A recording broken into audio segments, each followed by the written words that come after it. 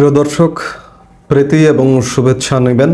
সাজ্জাদ কাদির এই মুহূর্তে আপনাদের সামনে কথা বলতে এসেছি এমন একটি বিষয়ে, যে বিষয়টি নিয়ে আমি কথা বলতে চাইনি, কিংবা বিষয়টি আমি দেখতেও চাইনি, কিন্তু দেখতে বাধ্য হলাম যে শত্রুপক্ষ কি বলে, কি করতে চায়, সেটি সম্পর্কে জ্ঞান অর্জন করা উচিত।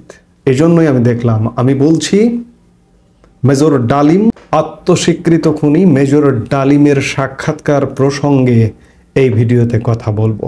এটির শিরোনাম কি হবে আমি জানি না, আপনারা শিরোনামটি বানিয়ে নিন। অবশেষে আজকে আমি দুদিন পরে মেজর ডালিমের সাক্ষাৎকারটি দেখলাম।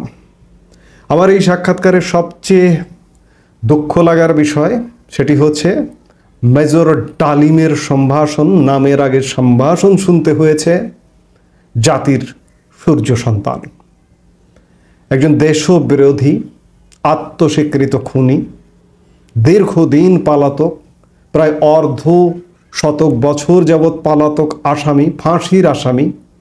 তিনি জাতির সূর্য সন্তান। আমার কানে এখনো টাস টাস করে বাজছে। জানি না আপনাদের কেমন লেগেছে। এই সাক্ষাৎকারটি আসলে একটা সাজানো নাটক। আমরা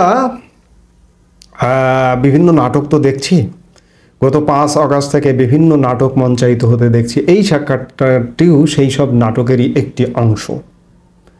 অনেকে বলছেন, অনেকে বলবার চেষ্টা করছেন এটি মেজর ডালিম নয়, কিন্তু না, তাদের জন্য বলতে চাই এটি মেজর ডালিম।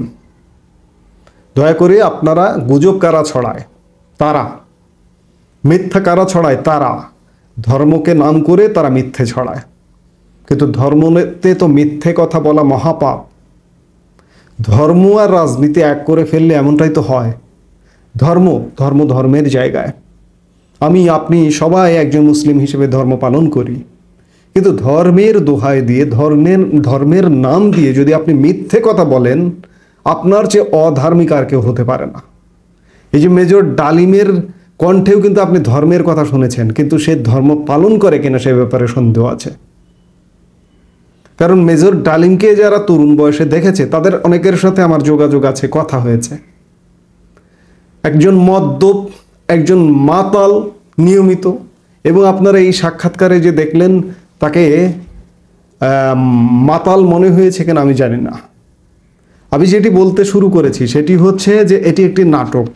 সাক্ষাৎকারের কয়েকটি বিষয়ে আমার কাছে যেটি মনে হয়েছে সেই বিষয়গুলো বিষয়ভিত্তিক একটু কথা বলতে চাই। সেটি হচ্ছে মেজর ডালিম বলেছেন মুক্তিযুদ্ধের ময়দানেই তাদের মনে হয়েছে যে বাংলাদেশ আসলে বাংলাদেশের জন্য যুদ্ধ হচ্ছে না, ভারতের করদ রাজ্যের জন্য যুদ্ধ হচ্ছে। এটি তাদের মনে হয়েছে যুদ্ধের ময়দান থেকেই। এটি কারা বলে?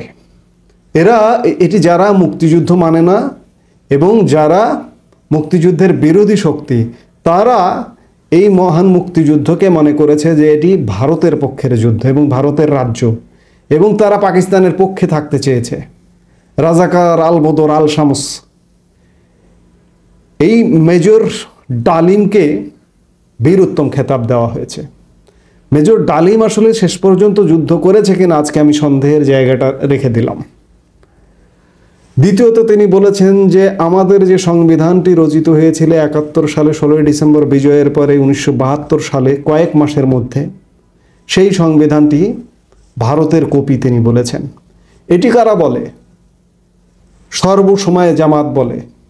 এই যে জামাতের আমির ডক্টর শফিকুর রহমান কদিন আগে বলেছেন, গত 24 অক্টোবর জামাতের এক সংবাদ সম্মেলন করে তিনি বাংলাদেশের সংবিধান প্রসঙ্গে বলেছেন, সংবিধান সংস্কার হবে না পুনর্লেখন হবে এমন প্রশ্নের উত্তরে জামাতের আমির গত 24 অক্টোবর এক সংবাদ সম্মেলনে বলেন, আপনি 72-এর সংবিধান সম্পর্কে জানতে চেয়েছেন।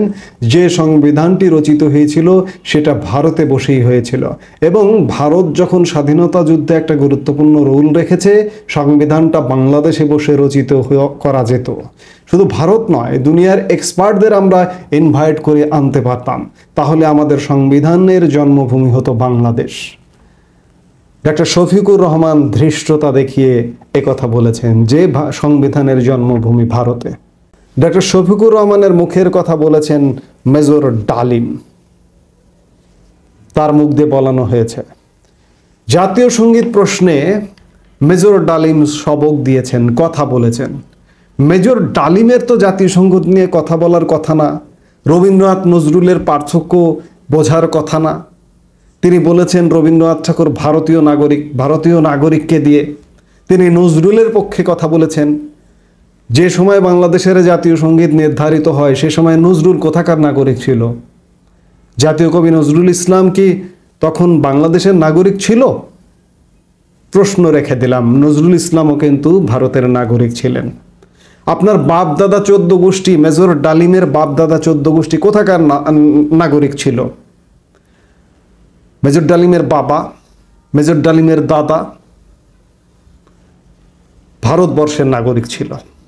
ভারতবর্ষের নাগরিক হবার কারণে কি জাতীয় সঙ্গীত সেটি যদি ভালো হয়, হৃদয়গ্রাহী হয়, দেশের সাথে উপযুক্ত হয়, তাহলে হতে পারে না? রবীন্দ্রনাথ তো শুধু ভারতের জাতীয় সঙ্গীত রচয়িতা নয়, বাংলাদেশের জাতীয় সঙ্গীত রচয়িতা নয়, শ্রীলঙ্কার জাতীয় সঙ্গীত রচয়িতা রবীন্দ্রনাথ ঠাকুর। এই জাতীয় সঙ্গীত নিয়ে প্রশ্ন কারা তোলেন? কে তোলেন? আপনাদের নিশ্চয়ই মনে আছে যে এই যে বর্তমান যে একটা অস্বাভাবিক অবস্থা চলছে, এই অস্বাভাবিক অবস্থায় কে তুলেছে? জামাত তুলেছে জাতীয় সঙ্গীত নিয়ে প্রশ্ন। জামাতের সাবেক আমির গোলাম আজম পুত্র আব্দুল্লাহ আমান আজমি জাতীয় সঙ্গীত নিয়ে প্রশ্নবিদ্ধ করতে চেয়েছিলেন, করেছেনও। আজকে মেজর ডালিম করলেন। মেজর ডালিম বলেছেন যে ইন্ডিয়ান আর্মি বাংলাদেশে থাকবার কথা ছিল, বাংলাদেশের নিরাপত্তায় এবং শেখ মুজিবুর রহমানের নিরাপত্তায়।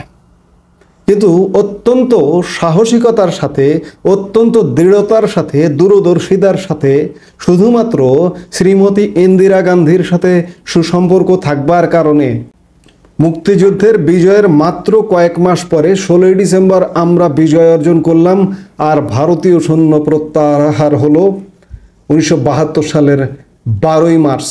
স্বাধীন সার্বভৌম বাংলাদেশ থেকে ভারতীয় সৈন্য প্রত্যাহার করা হয়। পৃথিবীর ইতিহাসে এত স্বল্পতম সময়ের মধ্যে কোনো মিত্র দেশের সৈন্য প্রত্যাহারের ঘটনা এই একটি, আর কোনো ঘটনা নেই। প্রত্যাহার হয়েছে কয়েক মাস, কয়েক বছর, বছরের পর বছর লেগেছে, তারপরে প্রত্যাহার হয়েছে। কিন্তু মাত্র কয়েক দিনের মধ্যে 16ই ডিসেম্বর আর মার্চের 12। এটি বঙ্গবন্ধুর বিশাল ব্যক্তিত্ব এবং দূরদর্শিতার কারণেই এটি সম্ভব হয়েছিল। মেজর ডালিম তার সাক্ষাৎকারের এক জায়গায় বলেছেন যে, মাঝামাঝি জায়গায় বলেছেন, ডালিমরা 24-এর বিপ্লবীদের সাথে অবদান রাখতে চায়। ডালিম আত্মস্বীকৃত খুনি, দেশদ্রোহী, দেশ বিরুদ্ধ, প্রকাশ্যে খুন করা একজন মানুষ এই 24-এর বিপ্লবীদের সাথে অবদান রাখতে চায়। অবদান যদি রাখেও, ডালিম যদি দেশে ফিরে আসেও, তার যে ফাঁসির রায় আছে, তার সেই ফাঁসির রায় যদি বর্তমান সরকার প্রত্যাহার করে নেয় এবং দেশে ফিরিয়ে এনে ডালিমকে যদি সূর্য সন্তান হিসেবে বর্তমান যে রাষ্ট্র কাঠামো আছে, সরকার ব্যবস্থা আছে, সংবর্ধনা দেয়, তাহলেও অবাক হবার কিছু থাকবে না। এবং ডালিমরা এই দেশের জন্য এসে অবদান রাখতেও পারে, রাখবার চেষ্টা করতেও পারে। আমাদেরকে সেটিও দেখতে হবে, সেটিও হজম করতে হতে পারে। আমরা সেই বাংলাদেশে পৌঁছে গেছি। মেজর ডালিম তার সাক্ষাৎকারে বলেছেন, আমি মুসলিম হিসেবে জাতির পিতা, জাতির মাতা, জাতির বোন ইত্যাদি মানি না, তুচ্ছ তাচ্ছিল্য করে বলেছেন। তিনি বলেছেন মুসলিম। তিনি মুসলিম হিসেবে আসলে কতটুকু মুসলিম বা কতটুকু ধর্ম পালন করেন সেটি তিনি জানেন আর আল্লাহ জানেন। কিন্তু এই যে মুসলিমকে হাইলাইট করে তিনি, আমি মেনে নিচ্ছি তিনি মুসলিম, তিনি পালন করেন, কিন্তু মুসলিম ধর্মকে হাইলাইট করে তিনি জাতির পিতা মানেন না, জাতির মাতা মানেন না, এগুলো বলছেন তুচ্ছ তাচ্ছিল্য করে। কারা এগুলো করে? মুহাম্মদ আলী জিন্নাও তো একটা বিরাট মুসলিম ছিলেন, কিন্তু তার জীবন আচরণের যদি পাঠ নেন আপনারা, তিনি কত বড় মুসলিম ছিলেন সেই পাঠের মধ্যে দেখতে পাবেন। তিনি বিজাতীয় জীবনযাপন করতেন, তিনি ধর্ম পালন করতেন না। সেই অর্থে একটা টুপি ছিল, জিন্না টুপি, কিন্তু সেই অর্থে তার ধর্ম পালনের কোনো চিহ্ন তাকে যারা চিনতেন জানতেন আমরা বিভিন্ন বইপত্র পাঠ থেকে জেনেছি। মেজর ডালিমদেরও অবস্থা ঠিক তেমন। মুসলিম বলে মোহাম্মদ আলী জিন্নাহ আমাদের ভারতবর্ষকে ভাগ করেছে। ভারতবর্ষ ভাগ করবার একজন ষড়যন্ত্রকারী মোহাম্মদ আলী জিন্নাহ। আজকে ডালিম নিজেকে মুসলিম বলছেন এবং জাতির পিতা মানেন না, জাতির মাতা মানেন না, তুচ্ছ তাচ্ছিল্য করে। আপনি মানেন না, না মানতে পারেন, কিন্তু আপনি তো তুচ্ছ তাচ্ছিল্য করতে পারেন না। মেজর ডালিমের কণ্ঠ থেকে বের করে নেওয়া হয়েছে কে বেশি স্বৈরাচারী, বঙ্গবন্ধু শেখ মুজিবুর রহমান নাকি শেখ হাসিনা। মেজর ডালিমের যে বাংলাদেশের সাথে বিগত অর্ধশত বর্ষ যাবৎ কোনো সম্পর্ক নেই, সেই মেজর ডালিম বিদেশে বসে নির্ধারণ করছেন যে শেখ হাসিনা কত বড় স্বৈরাচারী এবং বঙ্গবন্ধু কতটা। এটিও অবাক লাগবার বিষয়, কারণ এগুলো কারা বলে আপনারা নিশ্চয়ই বোঝেন। মেজর ডালিমের কণ্ঠ থেকে যদি বের করে নেওয়া যায়, তাহলে এই যে যারা এইসব নাটকের স্ক্রিপ্ট তৈরি করেছেন, স্ক্রিপ্ট সাজিয়েছেন, তারা ভাবছেন যে এটি অনেক বেশি বিশ্বস্ত হবে। কিন্তু বাংলাদেশের মানুষ ভাই ধর্ম পালন করেন, কিন্তু ধর্মের নামে আকাম কুকাম করেন, এটিকে কিন্তু সমর্থন করে না। আপনি ভোটের মাঠে যান, আপনি ভোটের মাঠে কেন সফল হন না? 4-5% মধ্যে সীমাবদ্ধ কেন থাকেন?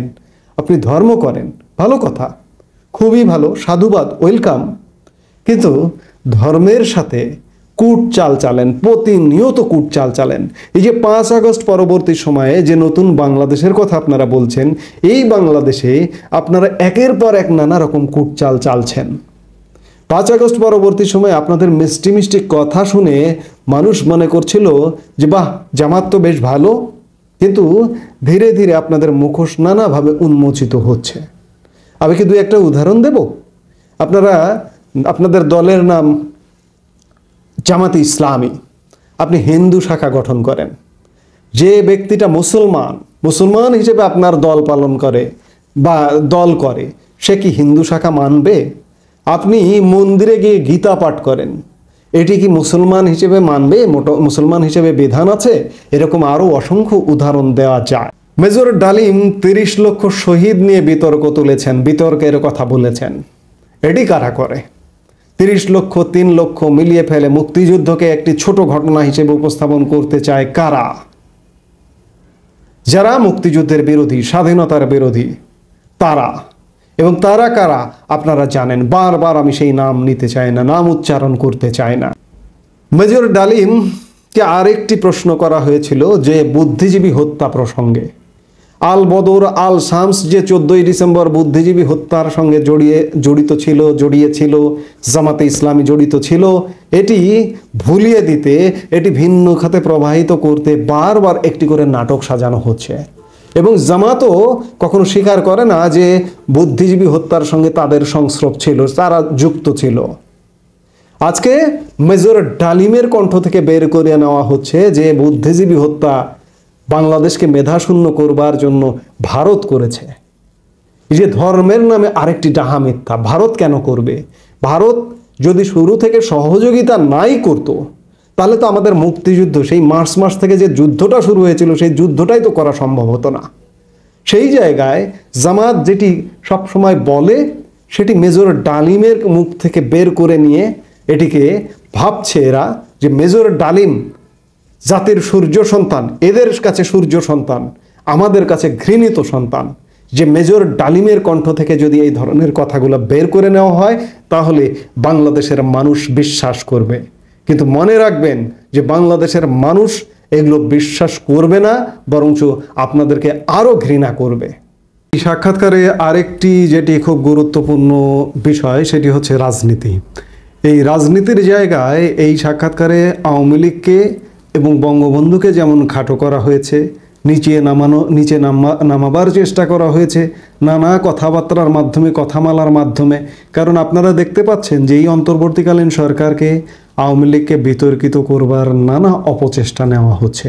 একই সাথে সাম্প্রতিক সময়ে এই যে অন্তর্বর্তী সরকারের 5 মাস পূর্ণ হয়েছে, শেষ সময়ে এসে, শেষ দিকে এসে গত 1-1.5 মাস ধরে আরেকটি দেশের প্রধান জাতীয় রাজনৈতিক দল বিএনপিকেও প্রশ্নবিদ্ধ করছে সেই দলটি, জামাতে ইসলামী।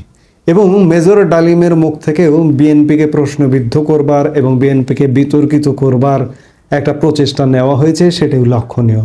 বিএনপির প্রতিষ্ঠাতা শহীদ প্রেসিডেন্ট জিয়াউর রহমানকে কোরআন শরীফ ছুঁয়ে শপথ ভঙ্গকারী হিসেবে মেজর ডালিম উপস্থাপন করেছেন। মেজর ডালিম শহীদ প্রেসিডেন্ট জিয়াউর রহমানকে খুনি হিসেবে উপস্থাপন করেছেন। হাজার হাজার সামরিক বাহিনীর সদস্যকে হত্যা করা হয়েছে, এমনটিও তার সাক্ষাৎকারে বলেছেন। এগুলোর উদ্দেশ্য কী? আপনি আমি যদি সাদা চোখে দেখি বা একটু যদি গভীরে গিয়ে দেখি, তাহলে উদ্দেশ্যটা বুঝতে অসুবিধা হয় না। এখন এই মুহূর্তে জামাত বা তাদের সাঙ্গপাঙ্গ এবং শব্দবেশী জামাত, তারা যেমন আওয়ামী লীগকে হেয় করবার নানা রকম প্রচেষ্টা করছে, ঠিক তেমনি বিএনপিকে যেমন হেয় করছে, হেয় করবার প্রচেষ্টা নিয়েছে।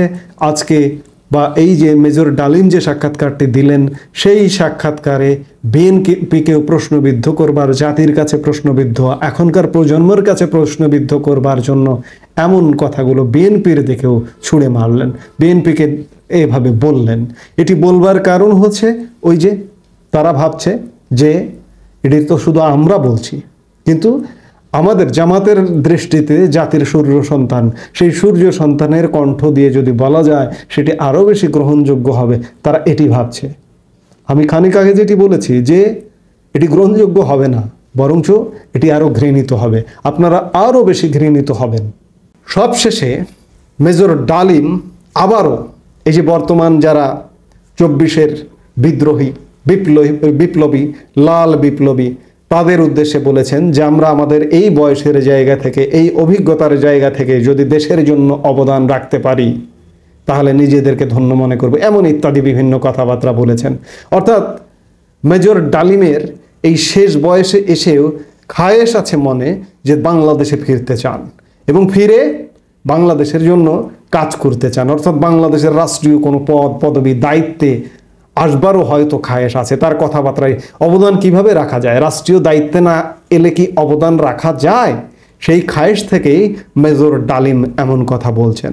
এখন এই সাক্ষাৎকারটি পুরোটি দেখে আমার কাছে মনে হয়েছে এটি জামাতের স্ক্রিপ্ট। জামাত যে কথাগুলো সবসময় বলে আপনার আমার সামনে, আমরা আপনারা গণমাধ্যমে, পত্রপত্রিকায়, টেলিভিশনে, ইউটিউবে, সোশ্যাল মিডিয়ায় যেগুলো আমরা প্রতিনিয়ত জামাতের মুখ থেকে শুনি, সেগুলো জামাত ভাবছে যে আরও বিশ্বস্ত করবার জন্য মেজর ডালিমের মুখ থেকে বলাতে হবে। নাহলে মেজর ডালিম কেন জাতীয় সঙ্গীত নিয়ে কথা বলবেন? মেজর ডালিম কেন সংবিধান নিয়ে কথা বলবেন? মেজর ডালিম বড়জোর বলতে পারেন যে 75-এর ঘটনাটি কিভাবে হয়েছিল, কোন প্রেক্ষাপটে হয়েছিল, এগুলো বলতে পারেন। তিনি এই সাক্ষাৎকারে যেটি বলেছেন, এবং নানা রকম 75, 71, 72 বা 74, 75 এই সময়টিতে নানা রকম বিতর্কিত কর্মকাণ্ড, মানে প্রোপাগান্ডা, বিশেষ করে আওয়ামী লীগের বিরুদ্ধে বিভিন্ন, বাকি 75-এর পরে যে বাকি 21 বছর আওয়ামী লীগ যখন ক্ষমতার বাইরে ছিল, সেই সময় নানা রকম প্রচার প্রোপাগান্ডা চালানো হয়েছিল, সেগুলো নিয়ে মেজর ডালিম কথা বলতে পারেন। কিন্তু সংবিধান নিয়ে কেন বলবেন, রবীন্দ্রনাথ নিয়ে কেন বলবেন, নজরুল নিয়ে কেন বলবেন, জাতীয় সঙ্গীত নিয়ে কেন বলবেন? আসলে বলবেন না। আসলে মেজর ডালিমের মুখ থেকে এগুলো বলানো হয়েছে, এটি পরিষ্কার। কাজেই বাংলাদেশের মানুষকে আমি বলবো, বাংলাদেশের মানুষ আর ঘুমাবেন না, আপনাদের জাগতে হবে। সত্য কোনটা, মিথ্যা কোনটা, এটা বুঝতে হবে, এটা জানতে হবে। কারণ এই দেশ আমার আপনার সবার, এই দেশ আমার আপনার জন্মভূমি। এই জন্মভূমির বিপদ, এই জন্মভূমিকে পিছিয়ে দেওয়ার অপচেষ্টাকে রুখে দিতে হবে যে কোনো মূল্যে। 1971 সালে আমাদের জন্ম হয়নি, আমার জন্ম হয়নি, আমি যুদ্ধ করবার সুযোগ পাইনি। আজকে বাংলাদেশের সামনে এমন অবস্থাই মনে হচ্ছে যে আরেকটি যুদ্ধ মনে হয় অত্যাসন্ন। আপনারা আপনাদের যে যে জায়গা থেকে যেভাবে পারেন অন্ততপক্ষে সচেতন হওয়াটাও কিন্তু একটা যুদ্ধ। একটা মিথ্যের বিরুদ্ধে সচেতন হওয়া, নিজে সচেতন হওয়া, আপনার পাশের আর দুজনকে সচেতন করাও কিন্তু একটা যুদ্ধ। কারণ বাংলাদেশ হারবে না। 75-এর পরবর্তী সময়ে এই মেজররা বাংলাদেশকে হারাতে পারেনি। আজকে মেজরদের নব্য সংস্করণ, সমন্বয়ক, মোড়কে, পেছন থেকে জামাত, শিবির, এরাও যেন বাংলাদেশকে হারাতে না পারে, সেই শক্তি আমাদের সবাইকে অর্জন করতে হবে। এই মুহূর্তে এ পর্যন্ত। সবাই ভালো থাকুন, সুস্থ থাকুন। আমাদের ভিডিওগুলো নিয়মিত পেতে সাবস্ক্রাইব করুন Sajjad Kadir and the legends YouTube channel এবং লাইক, কমেন্ট, শেয়ার করে সাথে থাকুন।